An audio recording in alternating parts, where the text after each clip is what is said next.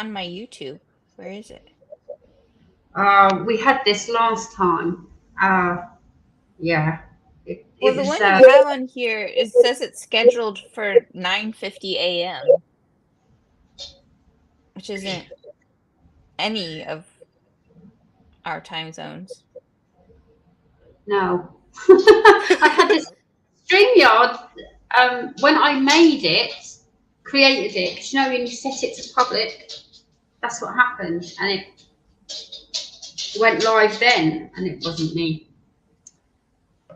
Yeah, I better turn my volume down. Well, we're live, so we've got 2 people here. We're just waiting for the hellos. I'll put your Instagram in the pinned comments. I was gonna say, it doesn't show it playing. It's live on mine. Oh, there we go. There it is. Hello, Emma. Just wait for the notification to go out now. And Sharon's here. Oh, my dog wants to go out. Bear with me 1 second.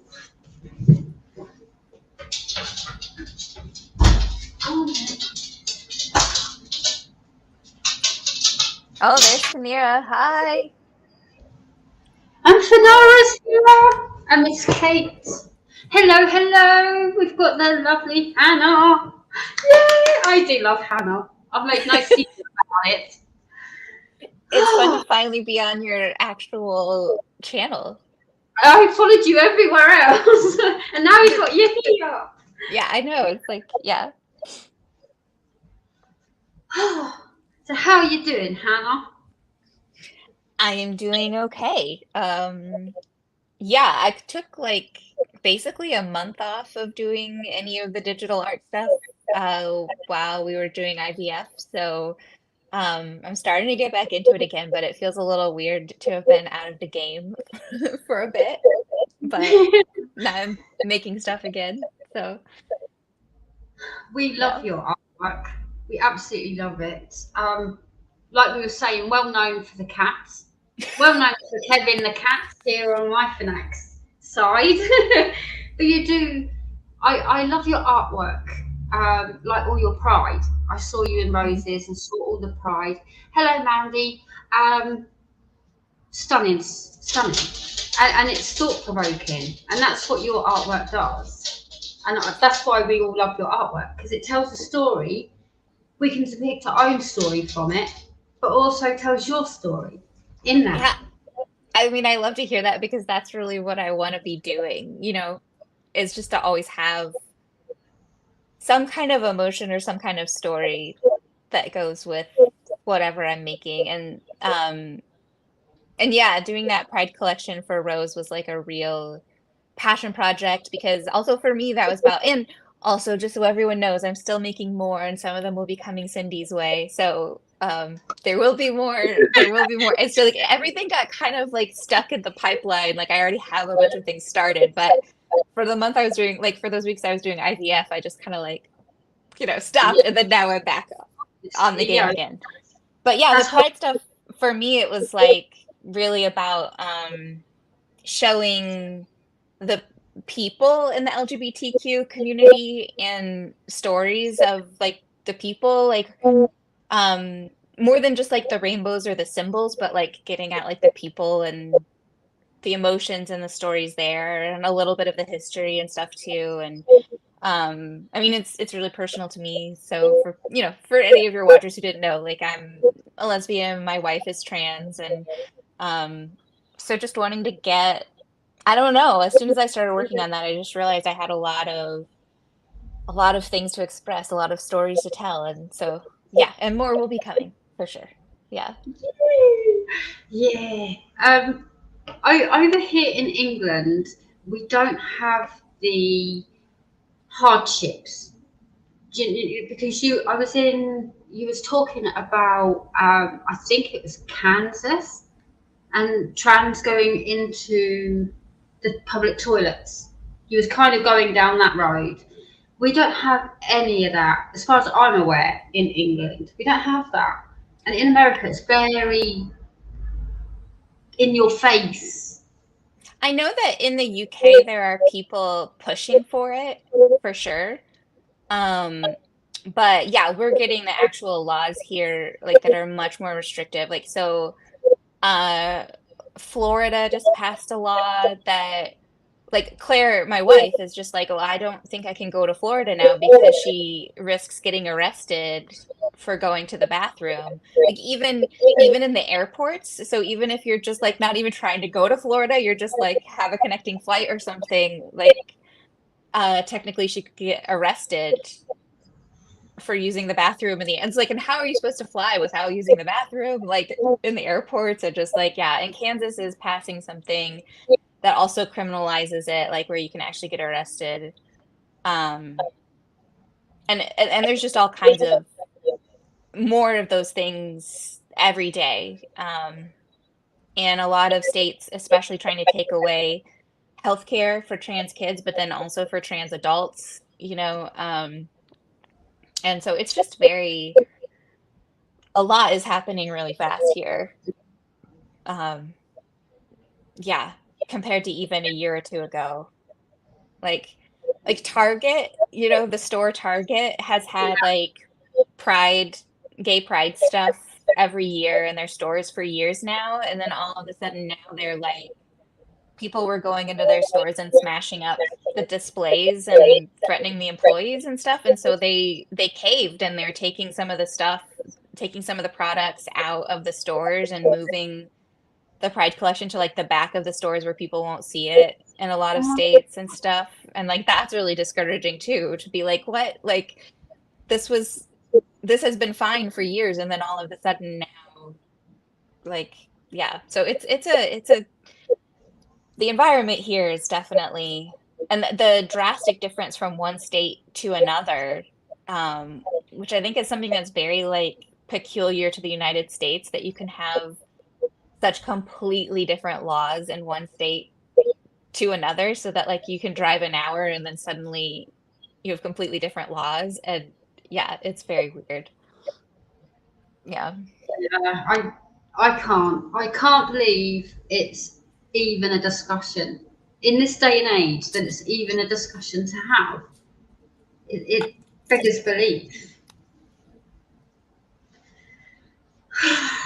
I, I, you know, we were having a chit chat, and I said to you, the very last thing I want to do is offend because I don't know terms and everything else. Yeah. And you're like, you're the least offensive person. Just say what you got to say, but it it it shouldn't even be a thing in this day and age.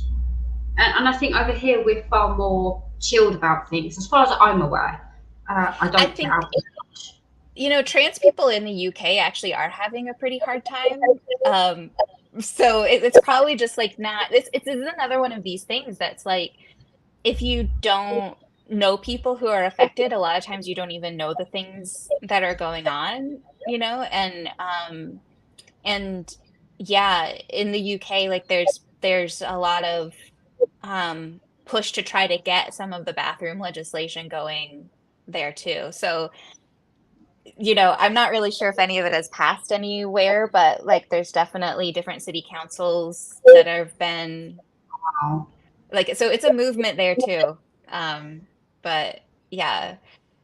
But yeah, as far as like all the terms and stuff go, it's like, you know, I mean, like we were talking about, I was like, no one minds if you just ask questions. Like for me too, like even as like a gay woman, I didn't know very much about trans experience or even like how trans healthcare works or like what any of that is like. I just hadn't like really known any of it until I was dating Claire, and that's how I learned all the different stages and like, you know, how a lot of these things work. But it's just like it's just not something I think that you know, trans people have been around forever, but it's been kept stigmatized and hidden so much that like we just don't most people just don't know much about what it's like to actually be trans or um what transitioning means or what it looks like because it's not been, you know, it's been kept hidden. So yeah.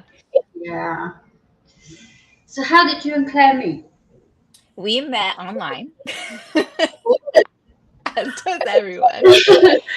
So yeah, we met on OkCupid, and we dated for about a year before the pandemic hit. And what was sort of funny is that we moved in together a month after everything started shutting down here in the United States. And so we didn't exactly plan it that way, but that definitely meant that our relationship had an immediate stress test because we were moving in together for the first time and then spent a year like together 24/7, not really like seeing many other people.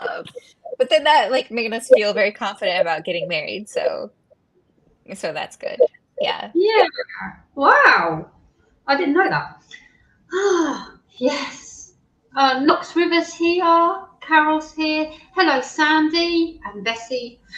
Welcome, welcome. Oh, and Knox is here. Hey, Knox.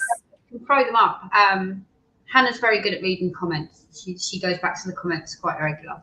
So I try to. How did you get into artwork, Hannah? So my background was originally completely different. I was like from the time I was 12, I know this sounds ridiculous, but from the time I was 12, I really wanted to be a philosophy professor, which is like not what many 12-year-olds are like thinking about, but that's the direction I was on. I loved philosophy in college, and then I was in grad school doing my PhD. I love teaching so much. Like that was my favorite part, was teaching the college students and everything. But before I finished, I started getting sick with neurological problems, includes like a lot of vertigo, so I'm dizzy a lot of the time. It also meant I couldn't really read, which was a bit of a problem for a PhD. I learned how to do everything without visual reading for some years. So I was always having my computer read everything to me. I learned some Braille and stuff like that. I was just trying to make it work, and I did make it work for a few more years and was teaching. I wrote half my dissertation that way. And then I just got a lot sicker to the point where I like couldn't walk around my apartment or anything anymore. And at some point I just had to say, okay, I'm not going to be able to finish. And I, applied for disability, which takes years here in the States, and like went through all of that process. So how did I get to art? I mean, over the last couple of years, like I've been slowly improving in terms of my chronic illness and everything. And I think I've always wanted to get into art. I just was always scared to, because like I'm one of those people who was just like a really good student in school, and so I thought of everything in those terms, even like art classes. It was all about like, how do I follow the directions so that I can get a good grade? Like that was, my only way of thinking about it, which meant I was always just scared to be creative, I think. But yeah, it was actually playing around with AI, and that like broke through my fear of trying, I think, and it gave me like a way to start trying out some like artistic expression that I hadn't tried before. And then that just turned into a whole thing. I fell in love with it, and so then that just made me want to learn digital painting, and then that just made me want to learn all the traditional stuff. So now I'm doing like I go to art class, like real life art class, hands-on, charcoal and pastels once a week now, and I'm learning how to paint and everything. So I'm like, I don't know, I somehow did everything in like the backwards order, I guess, but all of that then I'm combining back together into my artwork so that like AI, digital, like everything is all kind of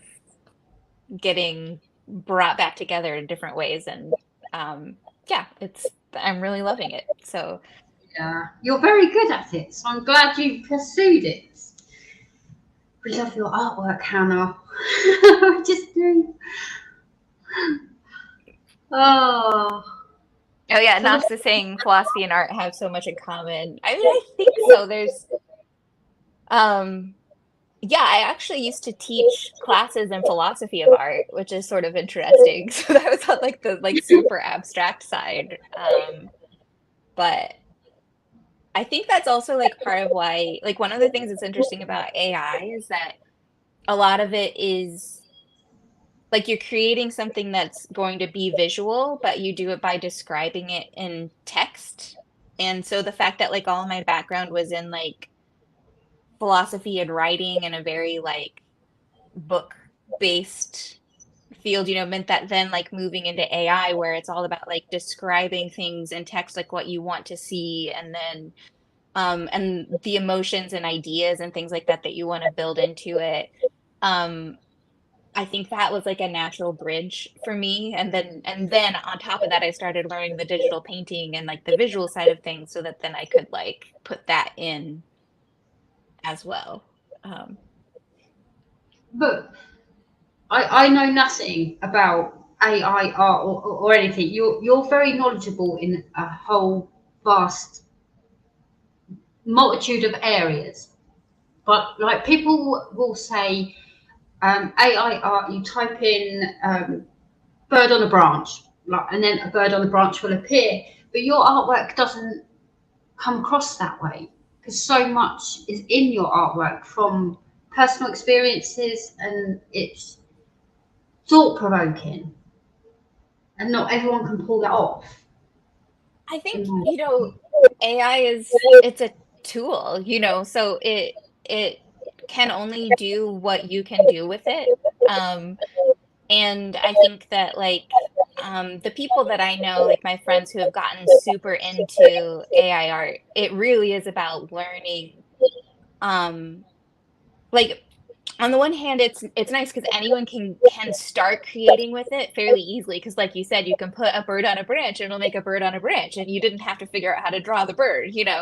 But on the other hand, then when you try to get past that to like how do I actually express something that matters to me, then you have to like really dig deep into it to learn how to control it and how to give it the right settings and prompts and things like that, how to describe things. And then there's so much else you can do. So like you can also put in you can take art or drawings or sketches or things like that that you've been making and you can put that in as input to the AI. You don't just have to use words. You can also like put in oh, like images that you've created and you can combine different kinds of images. You can ask it to like blend different art pieces that you've made together, ask it to change around the colors, or just, there's a lot that you can do with it from a whole bunch of different directions.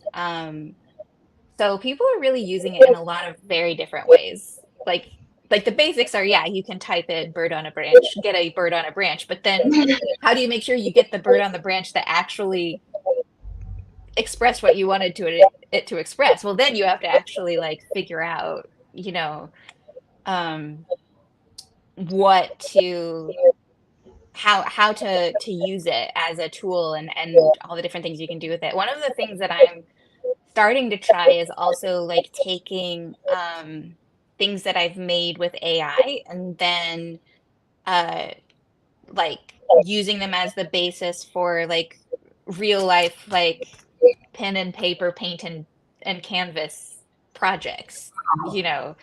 So you could go like all different directions with it, mash it all up in all kinds of different ways. wow. Yeah, you do love your art. We were talking at one. I can't remember now, but we're talking about like tea bags. Don't throw your tea bags away. Use them as art. You can do all of that. I just throw mine. I'm not an artist, Anna. I cannot do art. That's why I have all you guys. But yeah. Okay, so moving into the new release, Hannah. Yes. Do you want to give a background story as to why this means what it does? And then we'll release it. So this was like an extremely personal project. Oh, Travis is here. Hi, Travis. Hi, Oh, Adrian. Travis! Um, yeah. So this piece is one. It's funny because Cindy's had it for quite a while, and been keeping it under wraps. And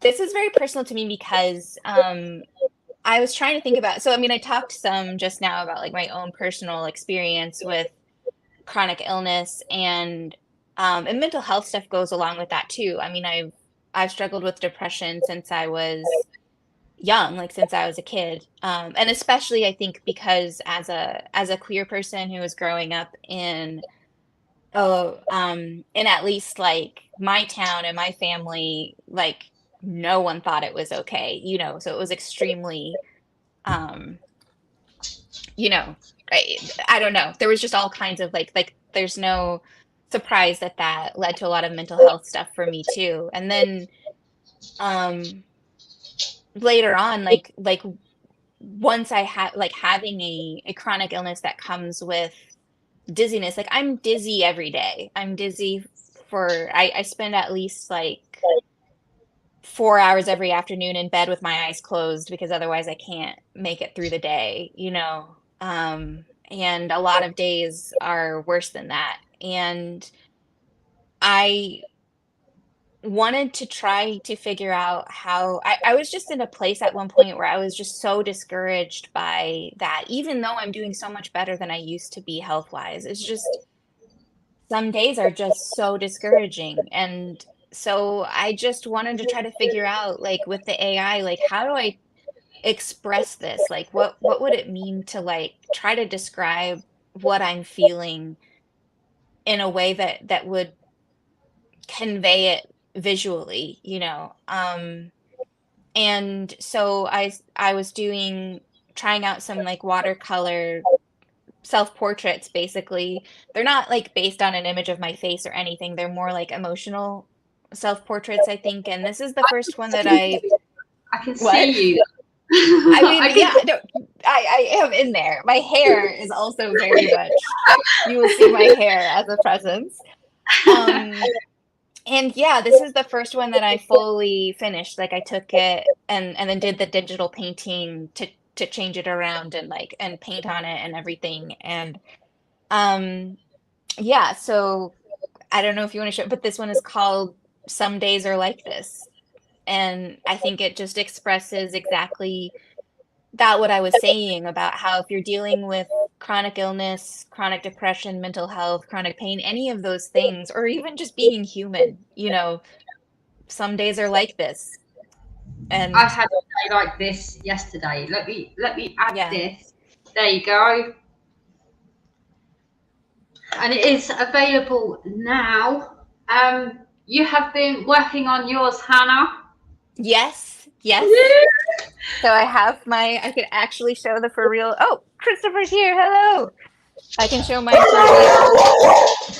real life diamond painting here. So you can see. Mostly I've been working on the white parts, but that's actually been good for me lately because I have not had the energy to be doing a lot of detail. But yeah, this is how it looks as a diamond painting, and I'm thrilled with how it looks. I think it's gonna come out just really, really great, and it's amazing to work on something like that is this personal to me. Um, and I just also feel like it's one of those things where so many of us come to diamond painting from a place of, you know, the from a place of feeling like this, I think, and diamond painting helps. And art helps. And sometimes you just want to be working on something that you think is beautiful or happy or that helps you feel like you're escaping from your feelings. But sometimes I think you really want to be in your feelings and actually feel like you're expressing it. And I don't think we get a lot of that as options, um, as diamond painters. And that's why I'm just like really happy that you are. I'm just really happy that you're producing this and putting this out there because I I love it a lot, and it's just I don't know. I just feel like it expresses something super genuine. Um, And yeah. it's that vulnerable state, being honest with how you're feeling. And I remember, obviously, I've known you a couple of months now, and I saw this, and I had to have it. I remember being like, "That's mine," because it resonates, and I think it will resonate with a lot of people. Yeah, Yeah, I I mean, love. I'm seeing there's multiple people in the chat saying that they're, chronic illness, they've got chronic illness issues, and yeah, it's just, yeah, anyhow. I mean, I still have more in this series that I'm working on that I haven't finished yet, but this is the finished one.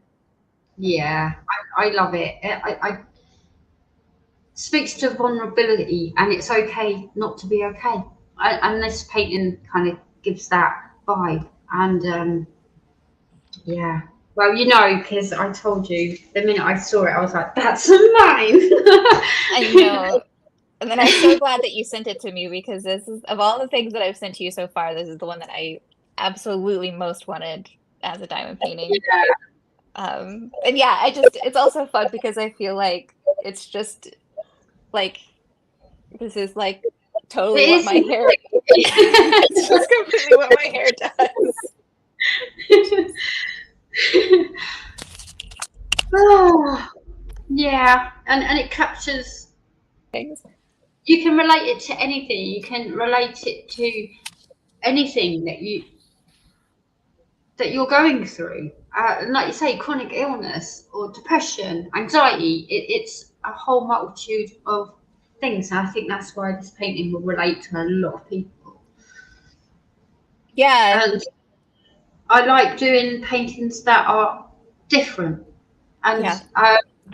like with Knox River's wheelchair ones, you don't see things like this in diamond painting.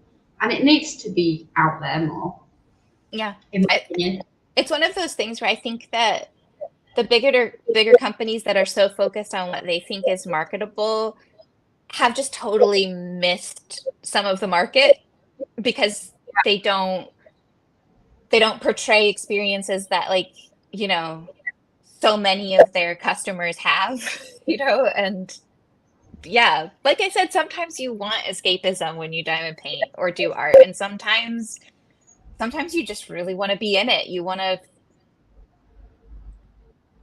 I think especially for me, the people who know me well can tell when I'm really dizzy, but for the most part, it's not something that people can see, and so I might be experiencing like a great deal of pain and just be just barely functioning, but people who don't know me wouldn't necessarily be able to tell, and so being able to put it out there in a visual form and say, this is what I'm feeling, uh, means a lot to me. I think, it's like, this is what I'm feeling. This is what it looks like.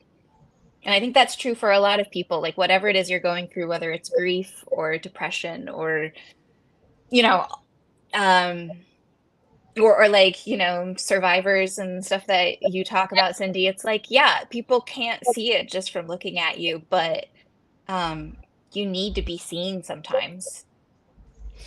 Yeah, absolutely. And I think as a society, we learn to hide our feelings and slap a smile on, go out to the shops and have to be fine. And then when you get home, this is what we are, and it resonates. Yeah. There's many, so many. I think the world of diamond paint, not everybody, but 99% have depression, anxiety, and all of those kind of issues. I say them because that's what I have, but we all hide in diamond painting and fibro as well. That's a big one with diamond painters. So yeah, I love it. I love it. I did from the minute I saw it. I was like, that's mine. Yeah. It's also just like, I mean, whether whatever you're feeling comes with a diagnosis or not, like we all feel like this sometimes. Yeah. Absolutely. Can't get through life without feeling like this sometimes. But yeah. Okay, I haven't really been looking at the chat. I should look at the chat. Oh, Travis, you don't have to work, sweetheart. Like he's easing himself back in, bless him. Yeah, so Sandy, I did not know that you deal with severe vertigo too. Like we will have to chat about that sometime because it's a whole thing. It's also why, see, Cindy, this is in my defense. This is also why I have so many diamond paintings that I have not finished. It's because I can only work on them for short periods of time without getting really dizzy. So then I don't, this is my excuse anyway for why I'm a serial starter and I have so many whips. And yeah, Knox has been working on invisible illness art too, because they also like struggle with a lot of disability, chronic pain kind of issues. And it's interesting, as soon as I started, like, I mean, I've known Knox for a while, you know, but also as soon as I started posting some of my artwork on Instagram, more diamond painters who like followed me that I had no idea were just like, oh yeah, actually, like I am homebound because of a disability or a chronic illness or kept in bed by pain or just like all of those things. Like I started to realize how many of us there are. But yeah, people should definitely check out Knox's art that they are working on, because it's been, they've also been trying to figure out like how do we show invisible illness or invisible, or like how do you portray chronic pain, things like that in art. Yeah. And thanks for pitching in, Travis. Oh, okay, so people want to know about the sizes. So mine is a 60 by 60 square, the one that I showed. I can show it again. And Cindy, what is yours?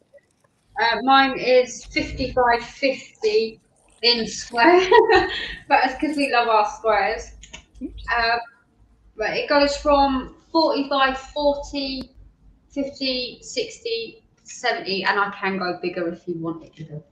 But yeah, this is. You can see it comes out. I think the expression comes out really well in both of those sizes. Yeah.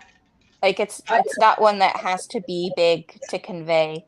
I have started working on the face, so it might look a little bit, the eyes might look a little bit off because I've got drills on mine. But yeah, I think it's looking great. Mine, I've mostly, like I said, been working on the white parts up here. So I guess when you're thinking about if you want a size, you might also want to consider how much you of like background color blocking you want to do. If you're like me, sometimes you're in the mood for that and sometimes you're really not. So this is one of those paintings that's like, it will give you some background color blocking for sure. I have a lot of bags of white drills for this one. But the bulk of the picture, I would say, is confetti. So it's a bit of both, which I love. Yeah. It's both. Because after that, we can move on to the confetti bit and so on and so forth. Which I think is part of why the face comes out so well. I think it's rendered really well because it's got a lot of confetti in it in order to be able to capture a lot more, which I really like. Yeah. Yeah. Especially with this kind of looser watercolor type style, you know, it's not very blocky in its colors, so it's good to have those gradients. Yeah. Yeah. Yeah, I'm loving it though. I am loving it. And yeah, I've been watching Supernatural while diamond painting, lost in my own little world. And I had a really rough day yesterday, like proper rough. And I was quite happy sat here diamond painting with Supernatural on in the background. Yeah. So, like I said, resonates. Yeah. This is one that's definitely, when I finish it, it's definitely going on my wall for sure. Yeah. Like, definitely. Put mine up there so people can see it as well.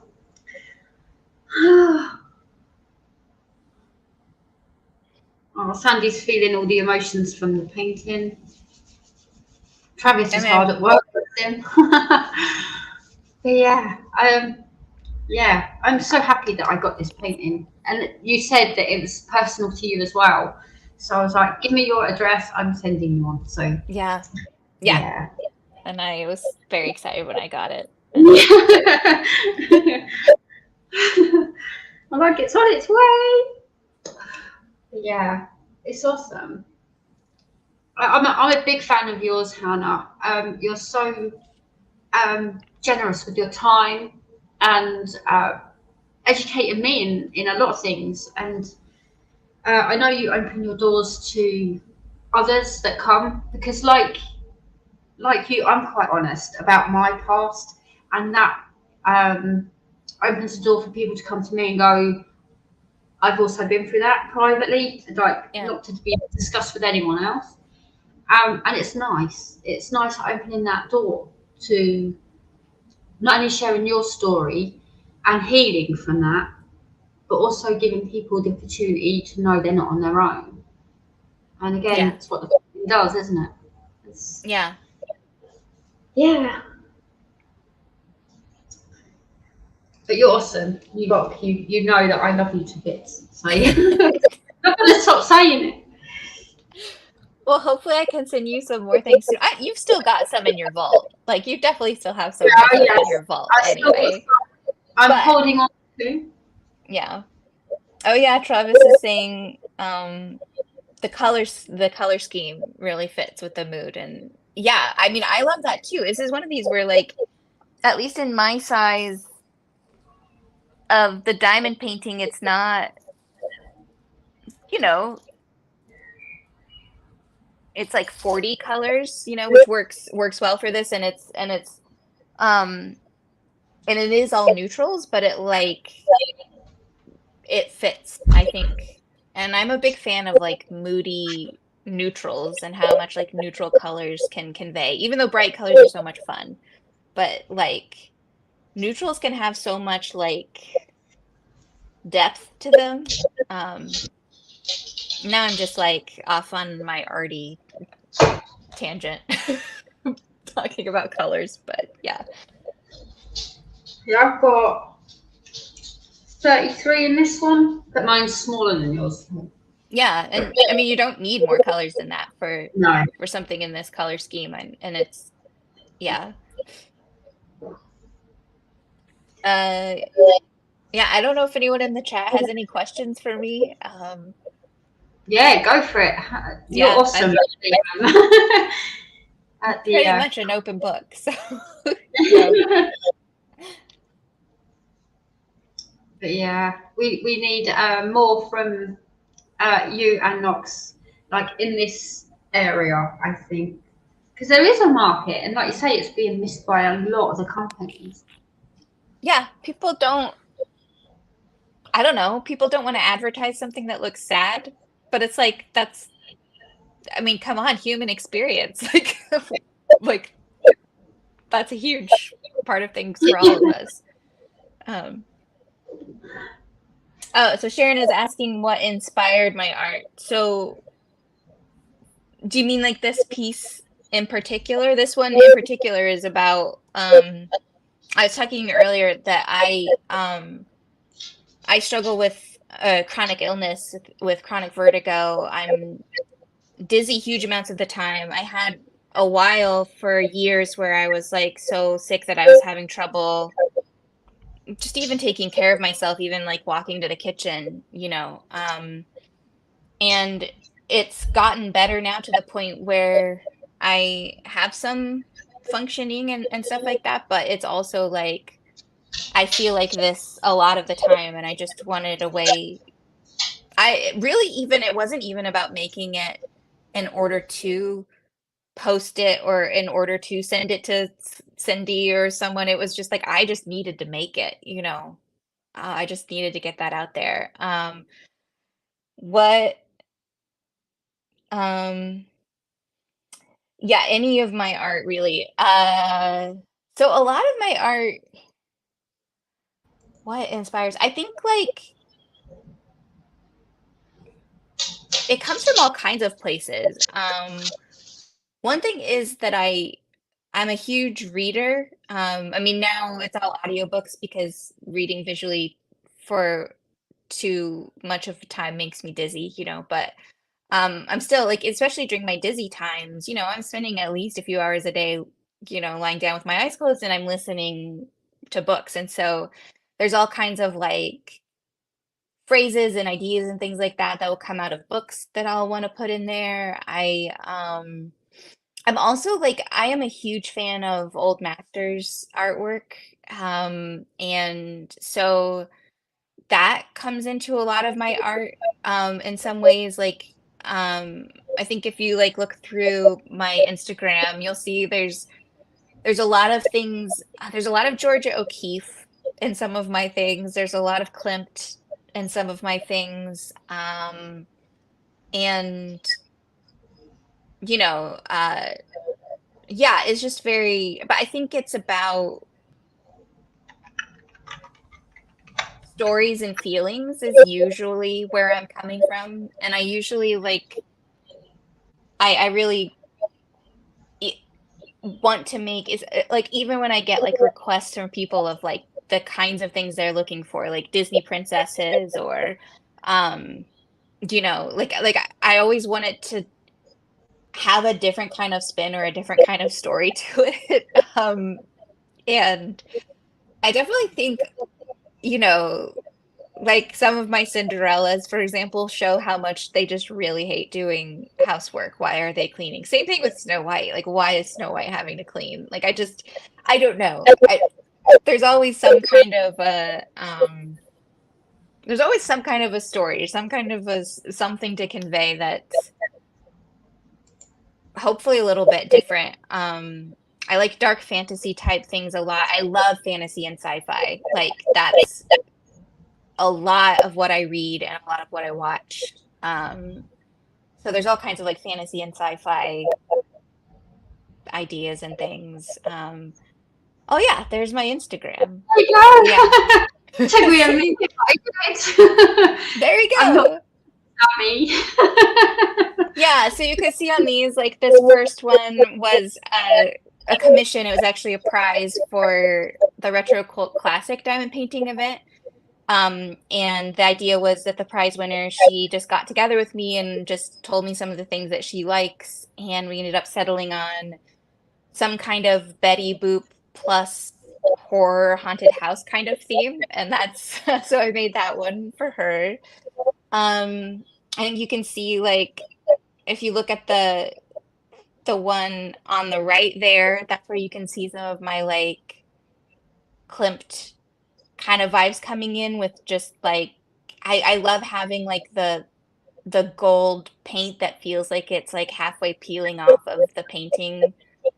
Um, and then those next three are all Pride related art. So it's there's a one that's called I Just Need to Pee, which is about the experience of my wife and other trans people in the US right now who are like, there are states that have actually like criminalized being in the bathroom. And so that was something I just wanted to convey. And then, yeah, then I also wanted to show in the Pride collection just lots of different, just love in the different stages of it and the different people. Though that third one there is called In Sickness and in Health. And that one was also inspired by like my experience in terms of being a person with a chronic illness in a queer relationship. And I mean, like, I think the thing about that that's really important to me is to see that, yeah, Cindy, I don't know if you want to click on it so they can see the whole thing. Um, This one? yeah, that one. Yeah. What I really wanted to show with this one is to have the person who has the illness be the person who is the caregiver in this moment. That so that it's like showing because we almost never see that. We always see um people with any kind of illness or disability as only ever receiving care, needing care, when really like in our actual relationships, we are giving as much care as we are receiving, you know. And so I really wanted to show that in that one. Um, yeah, I don't know. Like those are a few of the things that I've got on there. Powerful. Yeah. Mine. Yes. This one is one of Cindy's releases. I started like it's really funny. So once I started getting more interested in creating art, I started getting more interested in anime trends and watching anime and seeing just how beautiful some of the different art styles are. So this is actually in some ways inspired by the art style of an anime called Violet Evergarden, which just does fantastic painterly skies and sort of like landscape kinds of things. And so that's the style I was playing around with. But yeah, but with like this I just love the colors of this one so much. And again, like you said, Cindy, like you can build a whole story around it, just thinking about like what that character is seeing or thinking or feeling in that moment. This is one of the ones that I want to pretty soon I'm gonna try to do this one as traditional media, like on paper in pastels. I think it would look really beautiful in pastels. So I'm gonna at some point I'll be making like, you know, a real life paper version of it. Even though this was originally digital art. Yeah. But I like it. She could be. Oh, something's happening on my computer. She could be standing there, working out what's going on. You know, like mentally, just taking a break and being taking in the scene. There's so many depictions. I don't like to define artwork for people because everyone takes something different from it. This one this one I called Lips as Red as Blood. This is another one of my like princess fairy tale series. So this is Snow White and she's coming for you, I think.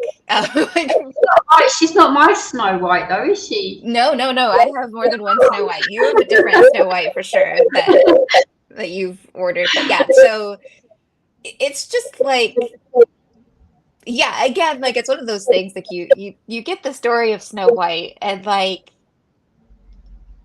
it kind of frustrates me that like her happiest time in certainly in like the Disney movie is when she's cleaning for a bunch of other people. Like it's just kind of I don't know.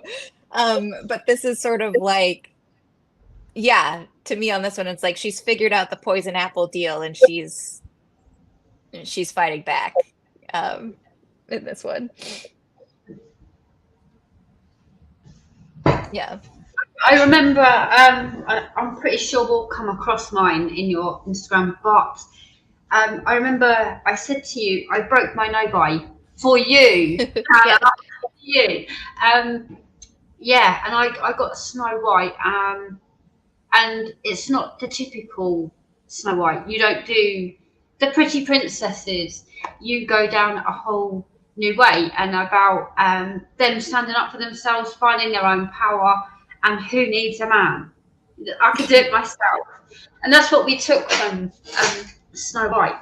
So yeah, and I think this is another example of one of the ones that like I always want the face to be conveying emotion, you know?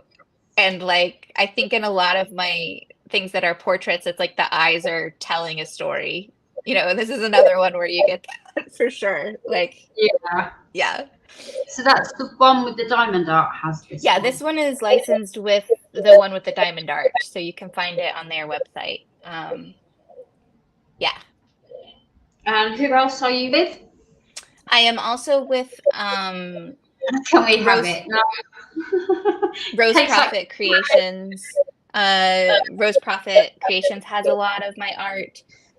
And I think it's close enough to release that I can probably say this, but Diamond Painting Shop here in the US Shop with 2 P's, SHOPPE, is going to be releasing 4 of mine very soon in the next few weeks, which I'm excited about. Yeah, that's good. Yeah, that's been in the works for months, and so that'll be exciting too. Yeah. Oh, you're very popular, Hannah. You are very popular. Yeah, this is another one from my Pride collection that you can get from Rose Prophet Creations. And yeah, I think it pretty much tells its own story. Yeah. This is And the colours, though. Look at all those colours in there.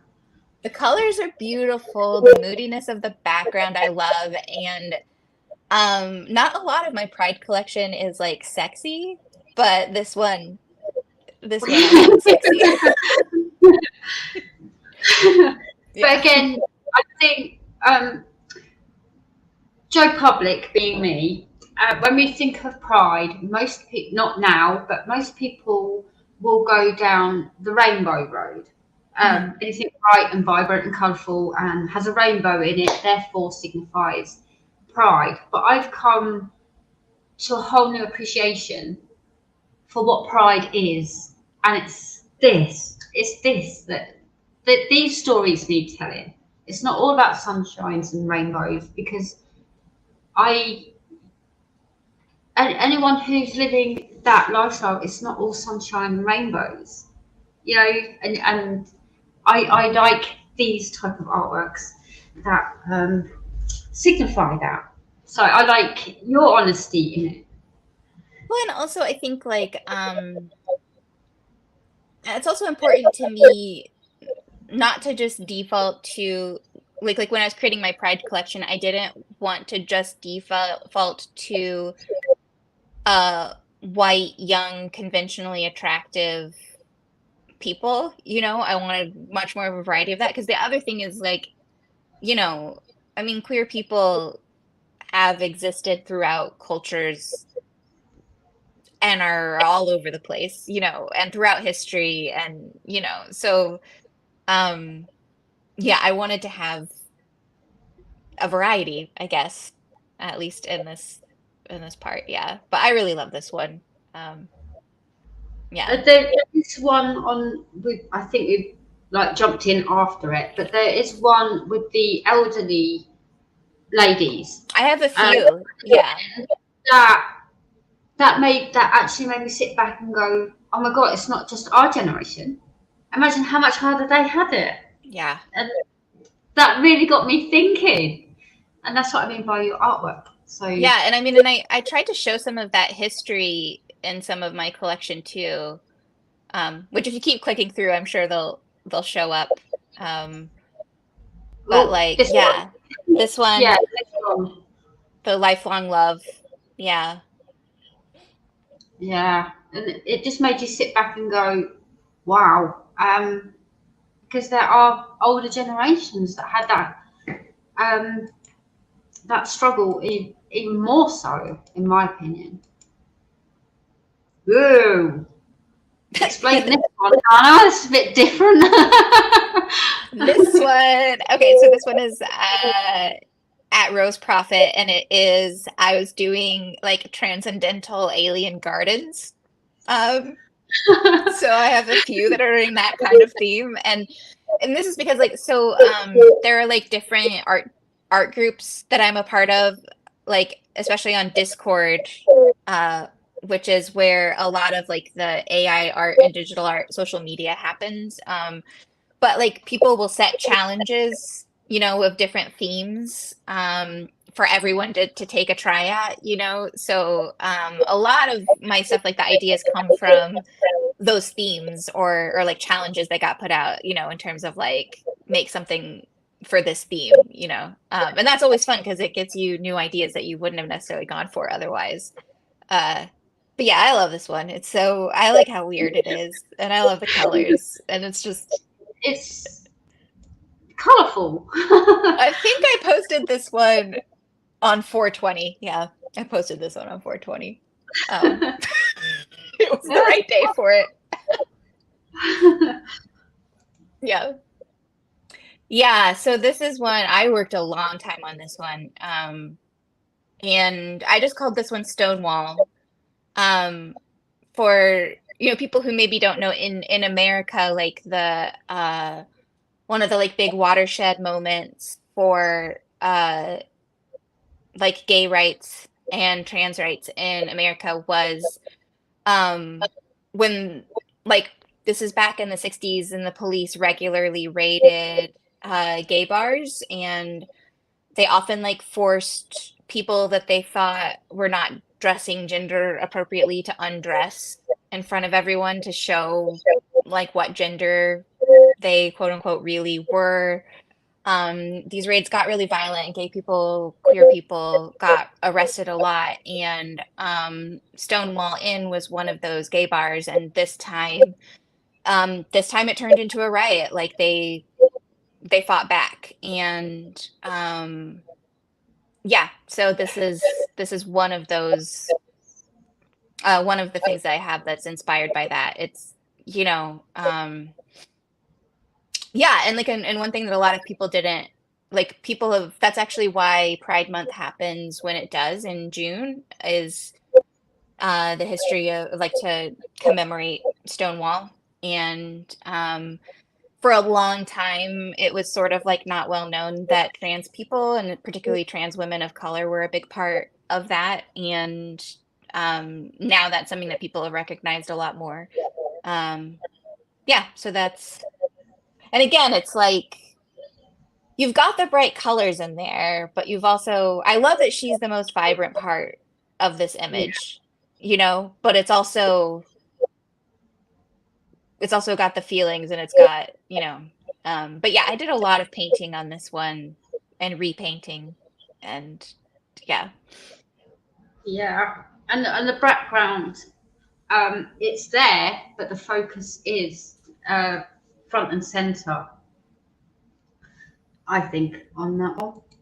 And this is with Oh, that's still part of the same collection I made for Rose Profit Creations. Rose Profit. This one is based on a book character, Simon Snow, which is from a series of books by an author named Rainbow Rowell. And she writes like mostly young adult stuff. But what I love about these books is so around Harry Potter, there was a lot of like online in the fan fiction section, there was a lot of like queer fan fiction, where people fantasized about their favorite characters getting together. And she ended up basically writing her own version of like queer Harry Potter fan fiction and turning it into a real novel. Um, Wow. so it's like, so this is Simon Snow, the main character. He's the chosen one, um, which in her version is not nearly as positive of an experience as Harry has, I guess. But yeah, it's basically it's based on the idea that like Harry and Draco are so obsessed with each other that maybe there's something a little bit more going on there. So in the Rainbow Rowell books, the main character and the sort of like you think like his rival at school, who seems to be evil and is a vampire, really they're just obsessed with each other for uh other reasons. And then there's kissing. But no, I love these books. It's a trilogy. I love them. I recommend them. But yeah, this one is one of my absolute favorites. Yeah. It's called The Best Part of Everything. And because it's just that feeling, even if it's not with a romantic partner, it's that feeling of being with a person that you love. And it's just, you just have that feeling of like, this is what it's all for, you know? And yeah, that's Wow. The best what I bit. wanted in this one. Yeah, that's fitting. This is from my pop art kind of phase. I know this is a style it's not necessarily for everyone, but I love pop art. And I mean, the other thing I like about it is that there's again, they're not necessarily just young, you know, but also there's some clear like Kate Blanchett energy here, I think. Yeah, I can see In that. any case, I don't know. I don't know what to say other than like I'm kind of fascinated by pop art, and I liked the combination of having their faces in, you know, black and white, sort of a newsprint feel, but then having all of the bright colors around them. Yeah. Yeah, and experimenting with different artwork. Yeah, this is here for you. And um, I think I said in the caption on there that like this to me is about queer friendship. You know, it's about because like that's another part of I think the LGBTQ experience that's really important is the bond that you have with your queer friends who are also going through things a lot of people around you aren't, and who get it and are there with you in it, you know? So like I don't really see, I mean, obviously people can see whatever they see in this image, but to me, I don't really see them as a romantic couple. I see them as, you know, two teenage queer friends who are, you know, trying to get through being queer teenagers together. Yeah, Yeah. and I got you. I've got you. You're all right. That Yeah. kind of Yeah. friendship. Yeah. And this one's just called Madison, and she is a trans woman. And yeah, I had a lot of questions about like how I might want to portray trans people in my artwork because, you know, you know, there's not any kind of like thing to say about what looks trans, you know, trans people look in all kinds of different ways. And so I ended up like um, developing a couple of characters and then using, so these are the colors of the trans flag. So that sort of helps to convey that in a more subtle way, I think. But she certainly looks like uh, trans women that I know, some trans women, and some trans women look completely different, you know. But yeah, it was a character that I wanted to create. And again, I wanted it to feel like a person with a story. Um, Yeah, and owning it.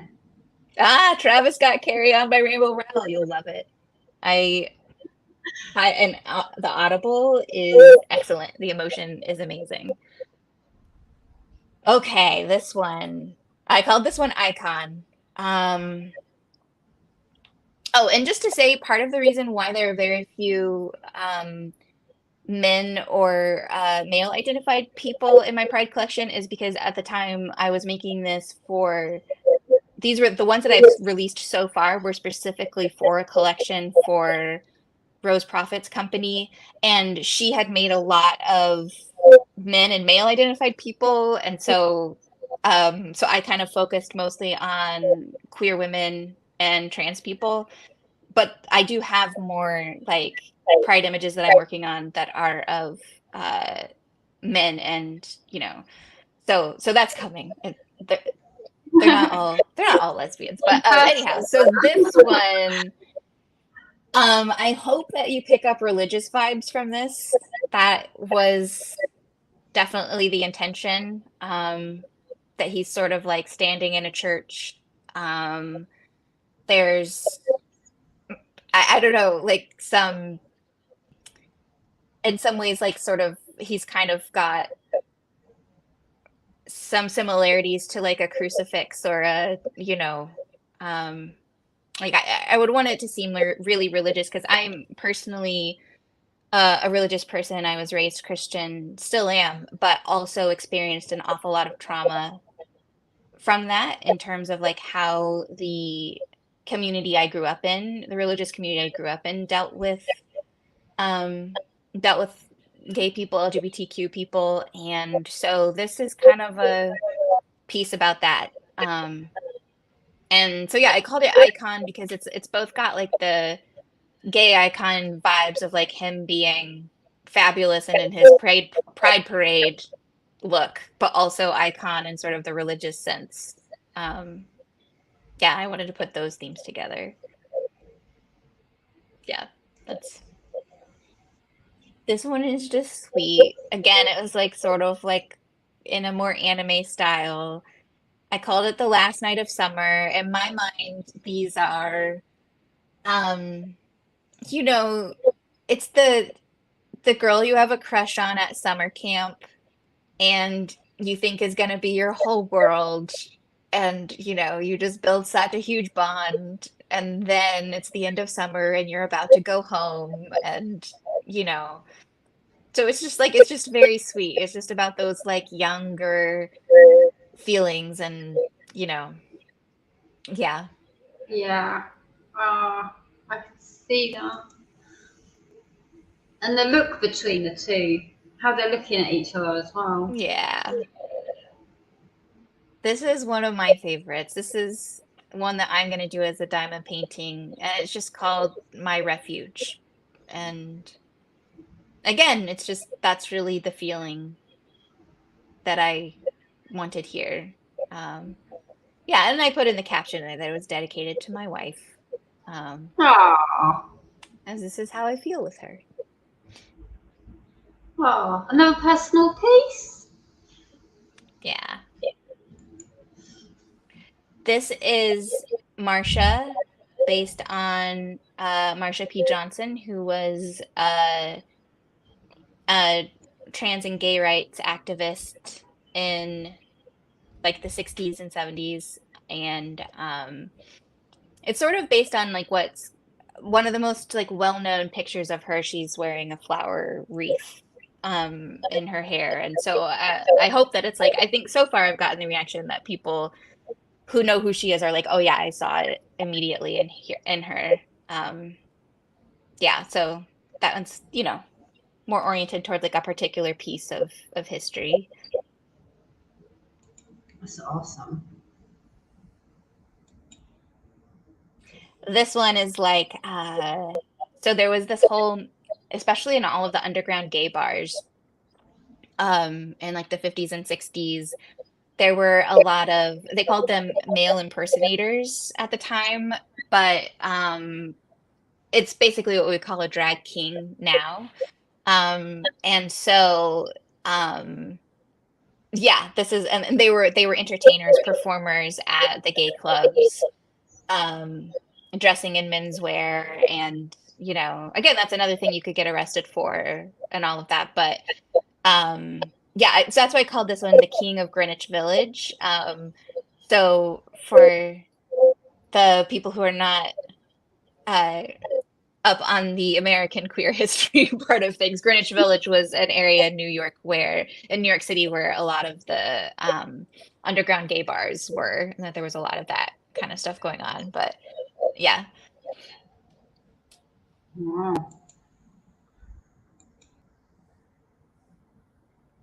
Yeah, Again, this one's just called Sunset. And yeah. yeah. And that whole generation goes far beyond what we know today. And This one's Golden Knights. This is my more like Klimt inspired piece from this collection. Um, yeah, it's it's got more modern art kind of feel. Um, like the way that the women, even their faces and hair and everything is much more from, you know, an era of the past, I think. But and again, it's like it's not, I think you can see in this that both they're at peace with each other, but there's also some some sadness there, you know. Yeah. Yeah. Yeah. Yeah.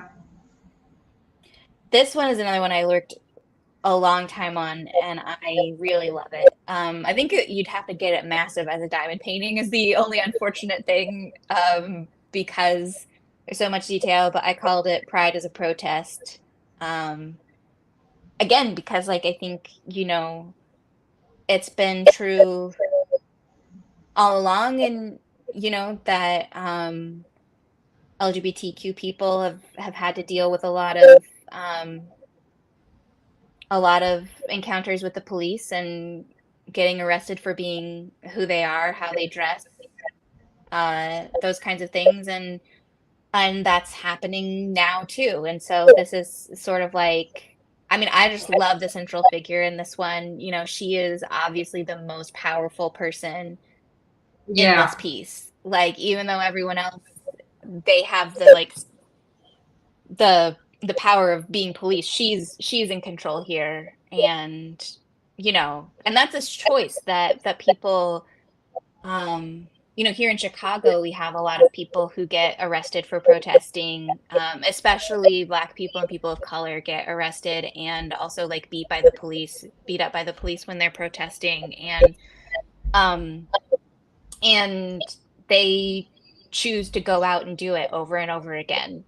And that's her. Like that's what I wanted Yeah. to show in this one. Yeah. Yeah. Won't be silenced. And kudos. This one's just called Young Love, and I just think they're adorable. Um, it's just about like, I don't know, you know, just got that like it's your first teenage relationship, and you know, they're See, we're just, both smiling. We're both smiling because that's I what that know. does. Just to make you smile. They're just so cute. And this is the kind of thing where I'm like, this is when I see the laws that are getting passed in a lot of states and in places like Florida and everything, like these are the kids that I want to protect, you know? I want to protect this moment, you know, so Yeah. that they can just have this and be happy, um and also not be seen just for their hair or their tattoos or the things that people might be like judgmental about. It's just, I just want to See, protect. I automatically went to their faces and Yes, the happiness that they have. I Yeah. just I just think See, they're the cutest. And I'd say you're. Hang on. Thanks. Just say hello to Hannah. say Hi. hi, Reese. We're looking at Hannah's artwork. I think toast is done. Oh, okay, don't start that. Oh, Sharon Okay. says I'm grinning. Like that's totally like I'll be that's paying for the rest of the live. No, go. Even if the live is 3 Go. hours long, I will keep hugging Please, you. please. Don't make me put mum mode on. Um. Okay. oh, Ooh. this is an actual diamond painting from the one with the diamond art. It's a sea witch. I like Wow. doing some villains too. Is this yours or Yes, your this is my artwork? art. Yes, this is just a picture of the diamond painting rather than a picture of the artwork. Yeah, I have not started it yet. I probably should not start it anytime soon. This one is Cindy's. This one is at Diamond Painting Fanatics. Yeah, I was wanting something that was like, again, it's like I was originally like looking at,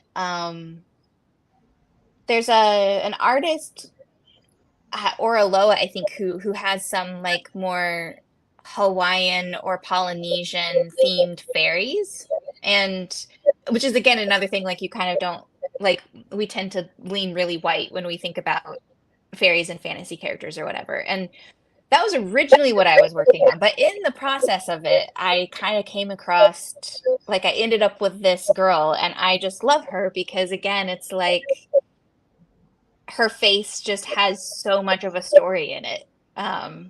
You just want to know what she's thinking about, and so there's just a lot of personality to it, which I really like. And her hair is awesome. Yes. Monet TARDIS. I have a series of TARDISes in different Old Masters themes. So I have some like Salvador Dali TARDIS. I've got a couple of Monet TARDIS. It was just a thing I was trying for a while. Oh, Fanira's heading out. Thank you for coming. And yes, have a good night.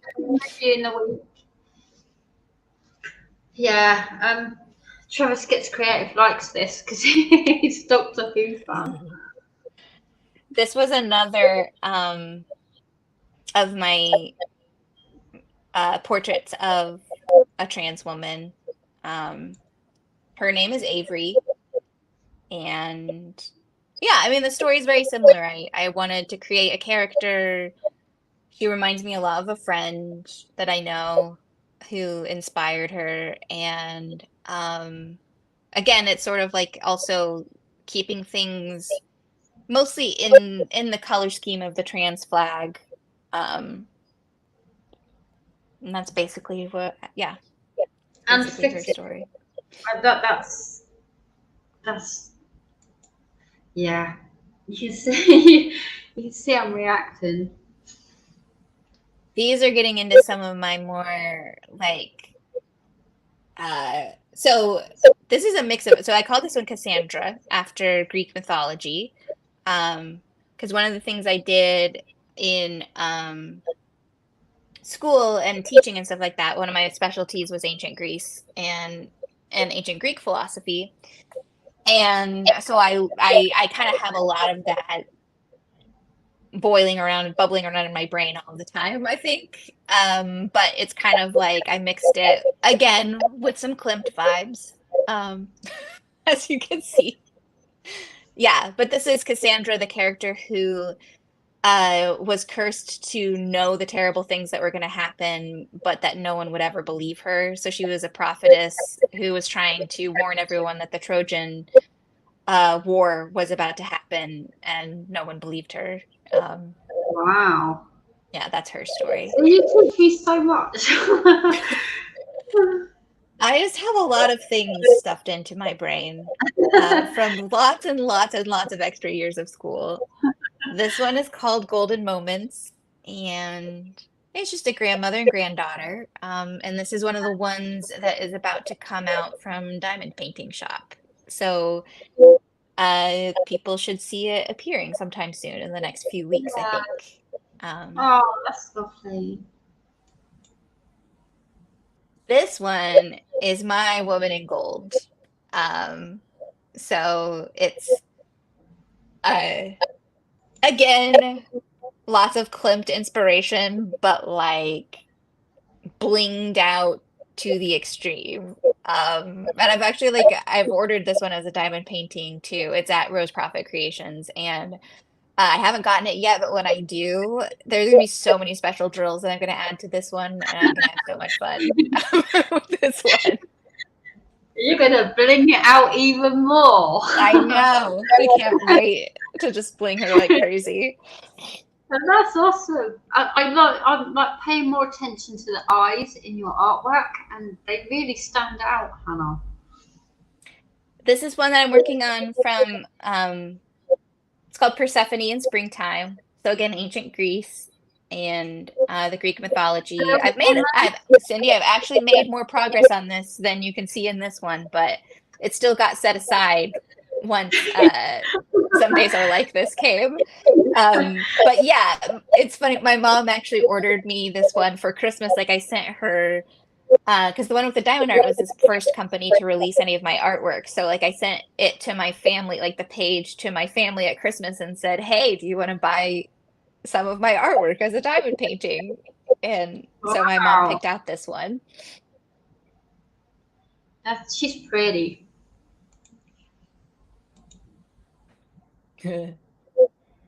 That's just a dog taking a selfie. I was getting engrossed in them. This one is my take on Mulan. So it's called Let's Get Down to Business.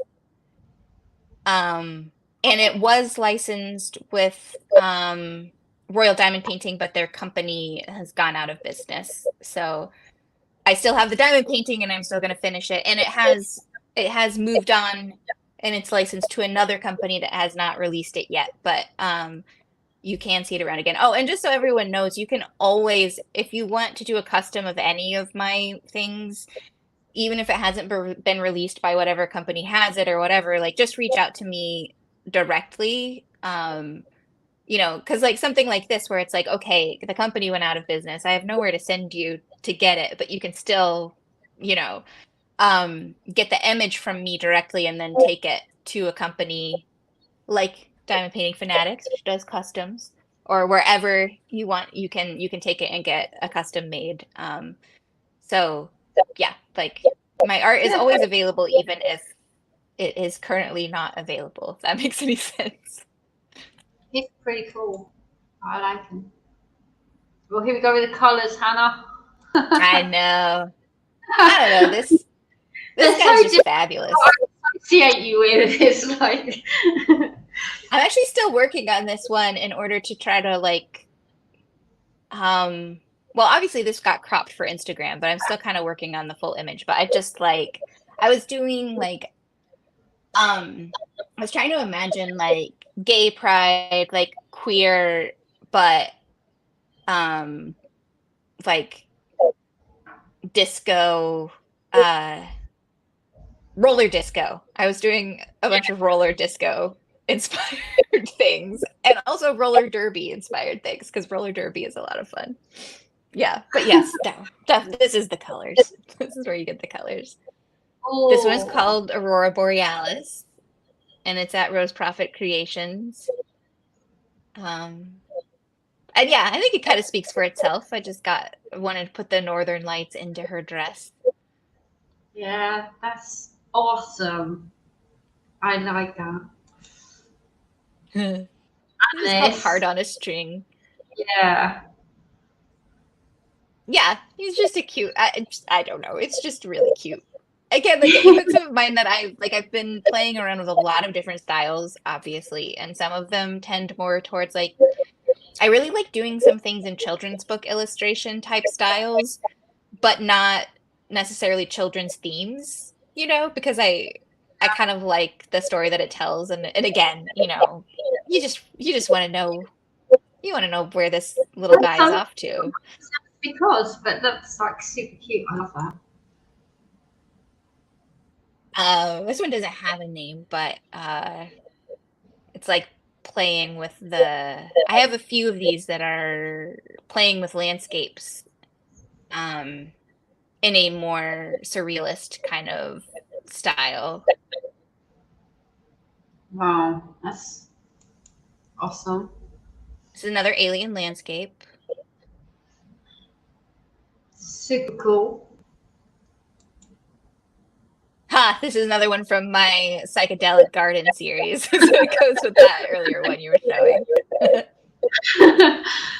It's so cool, though. It's like, you know, I like that you're here, there, and everywhere trying different things and making it work. Oh yeah, wow. I'm just all over the place. Okay, so this one the theme was apocalypse, but make it fashion. So yeah, it's just, I don't know. I love the juxtaposition of like the fashion model look and just having everything blowing up. Yeah. That's super cool. It's basically, I would call that one a vibe. That one's basically a vibe. This is more psychedelic garden. Yeah. And there she is again. Yeah. It's the whole, where are we now? I don't know, but you don't have to go through all of them. There are a lot of them. Oh, so now, like, yeah. Oh, go up a little bit. Yeah, I've got some of these are some of my like sci-fi fantasy ones. Yeah. This one's Queen of the Galaxy. She's awesome and owning it. Where Yeah, did you I want to really go? enjoyed. What? Which one did you want? Go up a bit, you said. Up Oh, where? also, I just wanted to show a couple of these sci-fi oriented ones, Look at that. because they're fun characters. I think I tried for that, but it's gone, hasn't it? I was doing since people keep asking me for princesses, I keep going at princesses from different angles. So this one is sort of vintage sci-fi ball gown type style, and I like the fact that like she's part cyborg. She's got kind of a ball gown princess feel going on, but she's also got like a helmet that means she can go into some kind of action for sure. She's ready. Yeah. I mean, yeah, so these are sort of some of these more like just like me going out like I said, I love fantasy and sci-fi, but I also really love doing mashups of like trying to see what will happen if I put together some very different kinds of inspirations or different time periods or themes and mash them together to create characters. Yeah.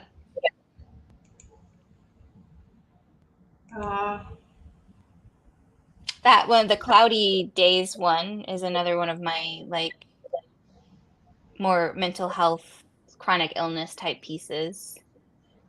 And who's this with? Rose Prophet has that one. I knew I'd seen it somewhere. Yeah. Yeah, that's awesome. It's obviously a lot less like realistic and personal than the one that you're releasing today, Cindy, but it's Yeah. conveying similar. Yeah. I'm trying to find there's something yeah. that I found because I am. No, sorry. I shouldn't point out things that you haven't released. Here it is. Here she is. Yeah, that's the one that Cindy bought. Yes, I bought it because it's with Rose, Mm-hmm. but it's Hannah's, and I was like, that I gotta have that. And again, I said to you afterwards, I messaged you straight away and said, I've just broke my no buy for you. Yeah, I had to have this. And again, it's the not typical princessy story. I think Her owning it. one of the things I love about this is that visually it looks exactly like Disney Snow White. Like all of the visual elements are there. Her hair, the birds and everything, but her expression just changes it all. And I love that. Like she could have walked out of the Disney version of Snow White, but she's got a different personality. For sure. She's done. Yeah, I remember chatting to you after that, and you was like, "Yeah, we see the same thing." And yeah, I love it. I love that. She's like you say, her face is just, nah, I'm done.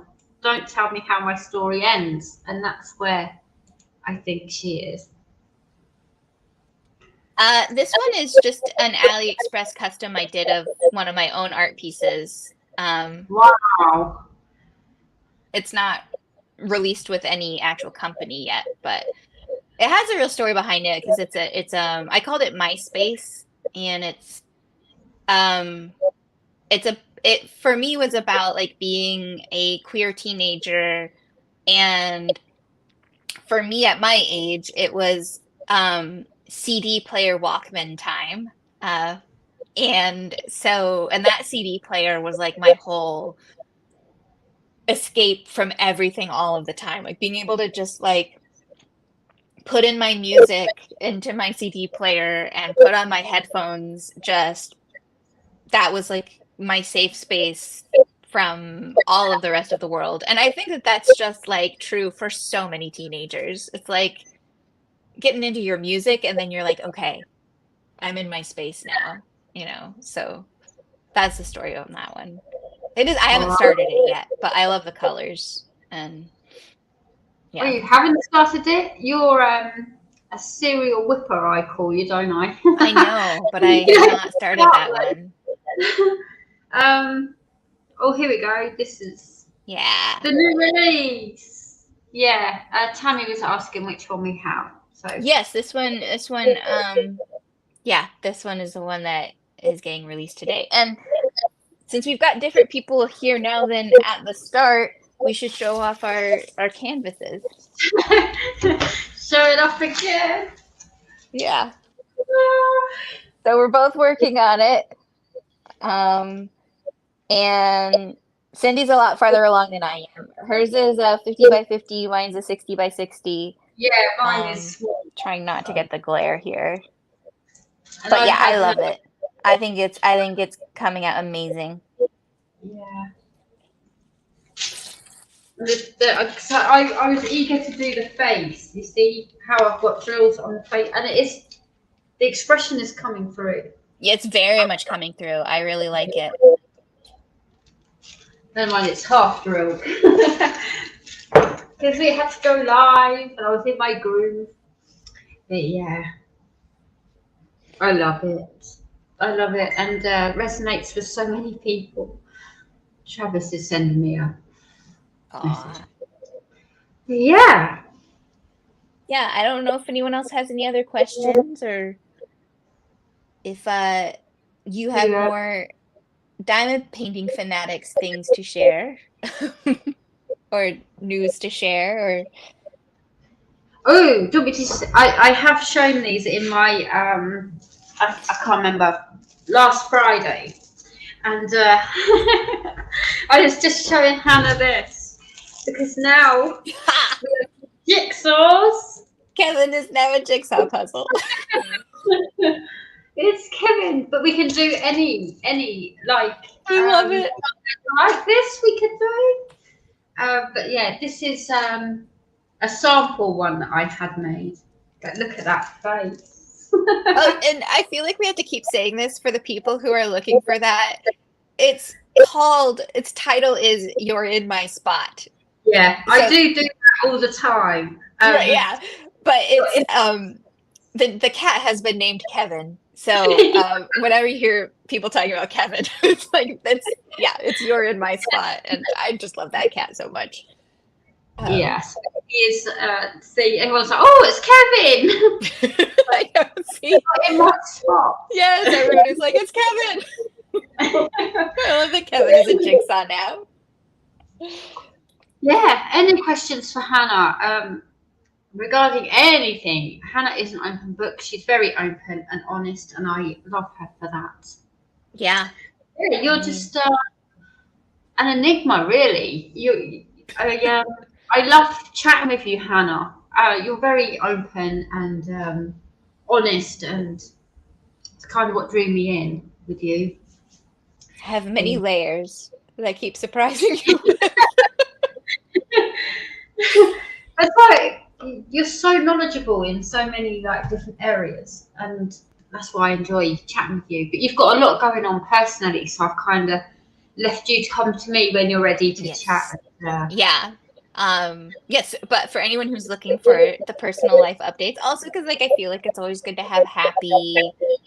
I know I've talked a lot on your live and on other people's lives about how hard it is for LGBTQ people in the US right now, and especially for trans people with the laws that are getting passed. But it's always good to share happy news too. And so my wife and I just finished, I kind of took a month-long break from making art stuff or really being that present or posting because we were doing IVF. So, and it's actually super cool because since my wife is trans, she saved her sperm before she had her gender confirmation surgery and everything so that we had it on ice and ready. So, and so we did last month, we got some of my eggs and made some embryos. So, and it's actually it feels like such a miracle because I think neither of us as queer people really expected to have kids that would be biologically related to both of us, and then it just somehow worked out that way. So, but we're also like open to adoption and stuff as well, we're not entirely sure how all those pieces are going to come together. And I'm not planning on trying to get pregnant until maybe later this summer, early fall. So that's when we'll really find out how things went. But yeah, I mean, it wasn't fun, the weeks of doing that. It made my vertigo a lot worse. And that's kind of why I wasn't around very much. But I think it went really well. I had a relatively easy time of it. Compared to a lot of people who do that. And then the other thing is that like we pop out of IVF bubble and remember, oh yes, we have a wedding in 6 weeks. So 6 weeks. yeah. So Claire and we got legally married back in November, mainly because at that time, so we got engaged in the middle of the pandemic, and we were like, "There's no way we're planning a wedding." We just we'd seen people try to do it like that first summer of the pandemic, where they were planning on getting married, and then all of a sudden they're like, "How do I have a wedding?" And we're just like, we are waiting. We're not even going to think about planning a wedding until we're past all of that. So we just stayed engaged for a long time. But we wanted to get legally married sooner so that I could get on her health insurance so that we could start like the IVF process and stuff. And then it's a fun story because we were standing in line at the clerk's office to get our wedding license to get legally married, still with zero wedding plans whatsoever, no ideas, none. And there was a lesbian couple in line in front of us, and they were picking up their marriage certificate. And we got to talking to them, and we were just like, oh, like, where are you having your ceremony and everything? And they told us about this place. And we were like, that place sounds perfect for us. So we looked up the venue, and it's only like a 15-minute walk from our apartment. And it's run by this lesbian couple. They have they converted a garage, like an old mechanic's garage that opens up into like a courtyard, so that this way you can come in and you can have an indoor outdoor space, because you come in and you can hang out in the courtyard and stuff like that, but then they can roll up the big garage door and then you have indoor space as well for tables, dance floor, all of that kind of stuff. And also, they designed it for food truck catering. So they included a food truck pull-in space. So we are having a taco truck cater our wedding. And yeah, so it was just by talking to that couple in line at getting our marriage license that then suddenly we had a venue picked out. Claire decided that she liked the idea of having our wedding day on the anniversary of our first date, and they said they had that day available. So that's July 2nd, which will be 4 years after our first date. And then from there, it was like, well, then we had a caterer because I knew I wanted a taco truck. So that led us to the taco truck that they work with. And so then, things started coming together. But now it's 6 weeks away and we're like, oh my goodness, we have to actually finish all of these things and get actually ready for this wedding that's happening. Oh my God, that's so awesome. But yeah, that's the next thing. So we're taking very much an attitude of I will say one thing that's really freeing having a queer LGBTQ wedding is that you already know that you're not going to be meeting most of the expectations for a standard wedding, because there's just a lot of things that don't make sense anymore. You think about it and you're like, okay, in traditionally you would have a bride and a groom, and you would have bridesmaids that would go with the bride, groomsmen that go with the groom. They walk in together. Everything's gendered, and we're not doing any of that. We don't have an aisle. We don't have a wedding party. And that turns out to take out like so much of the stress out of wedding planning because you're just like, we don't have to decide what anyone else is gonna wear except us. Like, we don't have to pick out anybody else's outfits. We don't have to like our families aren't like it's just gonna be a small, everybody gathers around in the courtyard for the ceremony part. So there's no like we don't need a rehearsal and a rehearsal dinner. We're not gonna be like practicing walking down the aisle. Like we're just coming in together, like, your way. And like, yeah, and just like that's you all over, Hannah. Doing it your way. We're doing it our way. And then I have to tell you, if I had gotten married 10 years ago, 15 years ago to a man, my mom would have been all over the wedding planning, and it would have been very hard for me to figure out what I actually wanted and how to make it happen because like parental expectations would have been like so strong.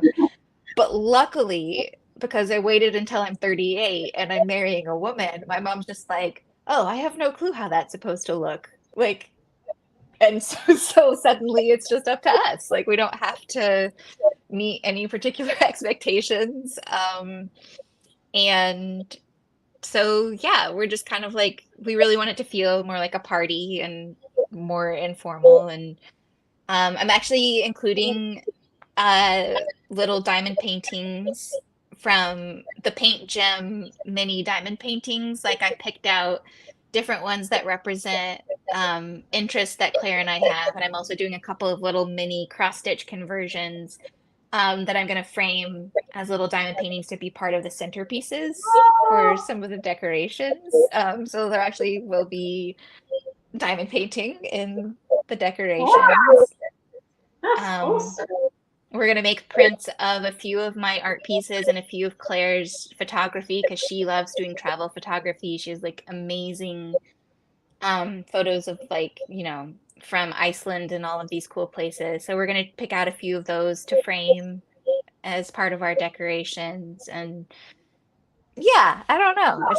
It's very much going to be us and our personality. And we didn't have to invite any extended family because like my mom released me from the obligation to invite extended family that we didn't know if they would approve or not. And she's just like, well, then don't worry about it. Don't invite them. And it's just like, okay. So yeah, simplifies things a lot. Yeah. Oh, I'm so happy for you. Yeah. I really am. Yeah, you just give me photos and stuff because I wish I could be there, but I can't. There will definitely be photos for sure. Yeah. And oh, yeah. I'm so happy for you. Joe's here. Joe is here. Hi, Joe. Well, I am getting kind of dizzy, so I'll probably have to tap out soon. But yes, you're all good, Hannah. Thank you so much for making it happen and doing the artwork and giving me your. Some days I like this because I think that's going to go down a treat with a lot of people. I just am thankful that you're making it and putting it out there, and you're just such a wonderful partner for a piece like that, like because I just feel like I know how it resonates with you and I know where your heart is, and that just, it makes me really happy that you're the person who's putting it out there as a diamond painting. I've had people come to me and be like, Hannah sent me, I can't remember which way round it was, whether it was you I met first or Fanara. You met Fanara first. Fanara first, then you, and then everybody, because you're very open. And this is what I love, and it sets an example because you wasn't all like, what? My thing's gone off. I don't know if I have or what. Hello. I didn't see it. My PC went off. Yeah, you're so open. Not, I'm an artist. You come to me. Have my artwork. You're not like that. You were like, here is some of my friends. go have a chat with them and see how you get on with them. No, it's a wonderful group. We like hang out together on, like, we have a Discord group chat and we talk in there all the time. We share the stuff that we're making. We do collaborations too, like just for fun, where we like play with each other, you know, like we'll like, you know, even sometimes like one of us will be like, hey, can I use this like image or art piece that you've made, and can I like use that as an inspiration for something and use it as a part of one of mine? And it's just all very open. And I think we just, for one thing, that we enjoy it like way more this way than if it was somehow weirdly competitive. But also I think it's just, you know, the rising tide lifts all boats kind of feeling. I don't know, like we just, plus at the end of the day, we'd all rather have this group and have the joy that we have and the friendship that we have with each other and the way we can support each other. It just makes the whole experience just so much more joyful. And you know, and because also they're just such great people. I mean, I know you've gotten to know Vanira and you've gotten to know Joe, and it's just like Joe a lot. yeah, and so I mean, I love that we as well. I love that we support each other and everything. But Joe wants to see the release, and so does Lee. So let's see. Okay, it's here. Testing me now. And share. Joe and I have had a lot of fun playing with each other's like prompt ideas and stuff like that, like going back and forth on it's just it's fun to play together. Yeah. Joe's awesome. Joe is wonderful. Huh. So yeah, this is the new release. Called Some Days Are Like This, and it is basically a self-portrait of me. Yeah. Oh, and I'm working on my canvas too. Yeah. And Hannah went bigger than me. Because I always do.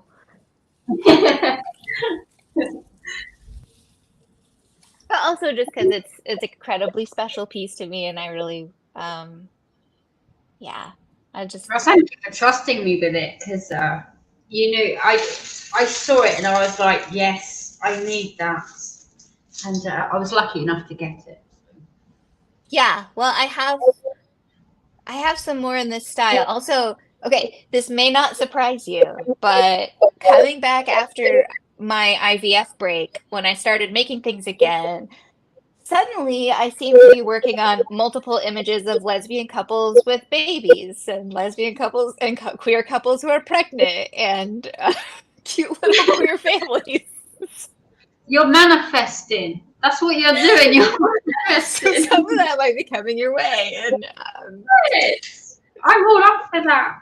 Yeah, it's just really funny. I have all of these, like, I mean, obviously I'm not pregnant yet, and who knows what's gonna happen when I am pregnant, and we'll find out what my art is. But there's just all these like pregnancy themed things that no one has seen yet that I've been working on that are just very clearly directly from personal experience. So yes. Awesome. Yeah, but that is some of the things that might be coming your way. I'm doing a lot more in these like watercolor portrait type styles, because I feel like I've been able to get like such really good expressiveness from it, and I really I've been really enjoying that style. So but expect some like, you know, pregnant lesbians with babies coming your way, Cindy, once I have some ready. Also, lots of gay couples with cute dogs. It's the other thing I've been working on lately. Oh, you have let me see, Riley. Yes. Which is the dog Riley is the dog. She's a golden Yeah. retriever. I normally get Golden it the wrong retriever way. puppy. We got her a few months ago. Layla is the cat who was the inspiration for Kevin. Because that is the look that she gives us all the time. It's like exactly the look from her face. The "you're in my spot" look.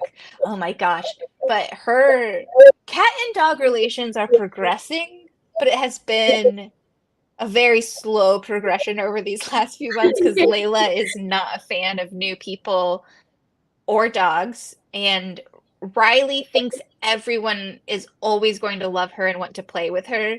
So there's a lot of Layla needing her space and Riley running up to her with toys and wagging her tail. And the more that Layla hisses, the more Riley just like wags her tail and is like, "This is fun. This is fun," you know.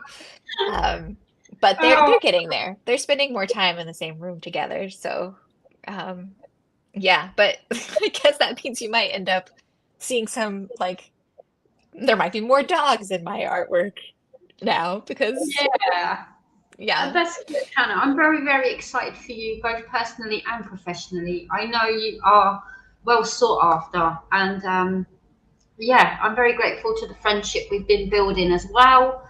And yeah, I just love you to bits, and I'm going to just keep telling you that.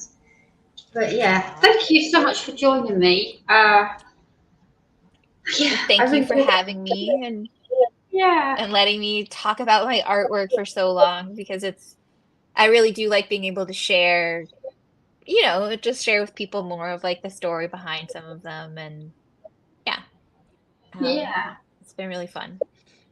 And I'm just like, I've been waiting for like months for this one to be out in the world. And so I'm very happy that it's now out in the world and that people can. Yeah, because it's on Stacy's, I think. I mean, we're going back months, but you was on Stacy. You was like, oh, yeah, Cindy's got one that we're kind of waiting on, and then it was Rosie's, and you was like, oh, this one's very special, but it's not released yet. I know, this is the one I've been talking about all along. This is probably the most personal piece of artwork that I have out there, and I'm just so happy that you're the person who's bringing it out. And yeah, I'm very excited about my kit. I think the rendering is looking amazing and it's definitely going on my wall. This is one I will definitely finish. So yeah, and I'll put mine here so we can all see it. All right. Well, I guess I'll say bye to Cindy and bye to everyone in the chat. And yeah, Thank you so much, Hannah. Yeah, I love you. I do. I love you. Keep me posted on your journey throughout life and art. Still, of course, definitely. You know I will. Bye. All right. Bye, everyone. Oh, bless Hannah. She is amazing. Oh, I really do love her to bits.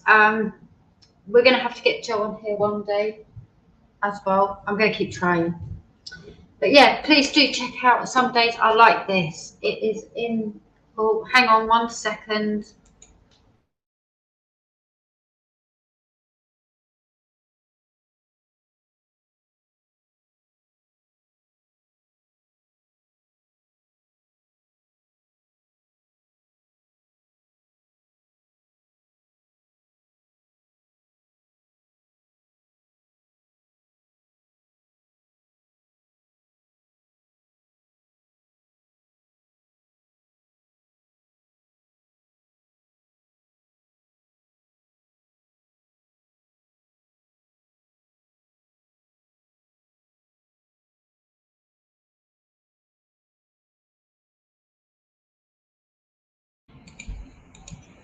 Sorry, my son needed me for a second. I've said, leave me alone on Fridays. Right. A cereal starter. That is Hannah. She starts paintings and then starts another one. Yeah. That is Some Days I Like This. thank you all so much for joining me. I am going to log off. Joe, I will be on WhatsApp for a little while if you want to chit chat. Sharon, same. But thank you so much for joining me and Hannah today. Yeah. Thank you. And he's going to set my dog off. So, bye everyone.